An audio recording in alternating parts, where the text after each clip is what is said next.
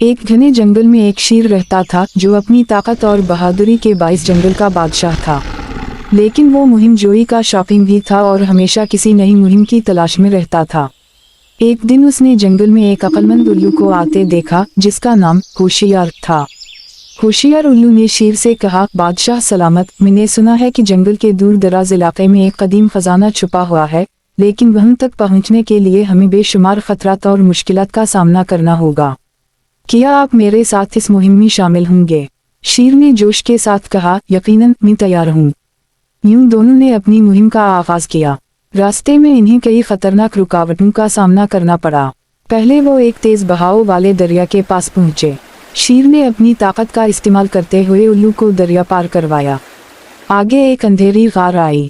الو نے اپنی تیز نظر اور عقل کا استعمال کرتے ہوئے غار کے راستے کو سمجھا اور دونوں محفوظ طریقے سے نکل گئے۔ پھر ان کا سامنا زہریلے سانپوں کے جھنڈ سے ہوا۔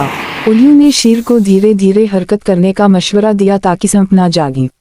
دونوں نے احتیاط سے سانپوں کے جھنڈ کو عبور کیا۔ آخرکار وہ ایک قدیم درخت کے پاس پہنچے جہاں خزانہ دفن تھا، لیکن خزانے کی حفاظت کے لیے ایک جادوئی پہیلی موجود تھی۔ کیا چیز ہے جو جتنی زیادہ بانٹی جائے اتنی ہی بڑھتی ہے؟ الو نے فوراً جواب دیا، یہ خوشی ہے۔ پہیلی کا جواب سنتے ہی خزانے کا دروازہ کھل گیا۔ اندر سونے کے سکے، قیمتی جواہرات اور ایک قدیم کتاب موجود تھی جس میں جنگل کی حفاظت اور امن قائم رکھنے کے راز درج تھے۔